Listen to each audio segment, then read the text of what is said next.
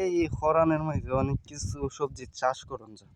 আসলে চাষ করতে কোনো সমস্যা নাই, গাছটি হাইরা হইতেছে মেইন জিনিস। ও দেখেন আমরা এই জমিতে বেগুন লাগাইছিলাম, আর এই জমি ফুলটার মধ্যে লম্বা বেগুন লাগানো হয়েছিল। সব গাছ মানে এই খরানের রৌদ্রের ইলে ফুইরা গেছে গা, ফলি বরাবর ফুইরা গেছে গা। আপনাদেরকে দেখাই, ও দেখেন এটা হইতেছে বেগুনের চারা, লম্বা বেগুন।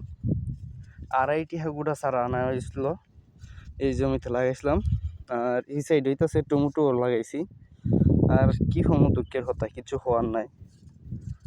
দেখছেন কি পরিমাণে গাছ, একবারে এই পরিমাণে ফহট পরিমাণে, যেটার মধ্যে রোপণ করছি জায়গার উপরে বরাবর মালচিং পেপার বরাবর ফুইরা গেছে গা। আর আপনাদেরকে দেখাই, এই সাইডে আছে শসা গাছ, মানে শসা জমি। ও দেখেন শসা গাছ এটি উঠতেছে, আর উঠছে অনেক গাছ রোদ্রে গইলা যাইতেছে গা। আর পাশে হইতাছে অনেক ধরনের সবজি চাষ করা হয়েছে। এই সময় বৈশাখ মাস চলতেছে, এই মাসে অনেক ধরনের সবজি চাষ করা হয়েছে। পাশে হইতাছে চিচিঙ্গা, এখন যাইতেছি চিচিঙ্গা জমিতে। চলে আসলাম চিচিঙ্গা জমিতে। এই সাইডে হইতাছে গুড়ি বানতাছে, আর রোদ্রে এ কাকু উপরে কিটা দেখা যা, উপরে দেখা যাইতাছে শাবনুর পরিমণি।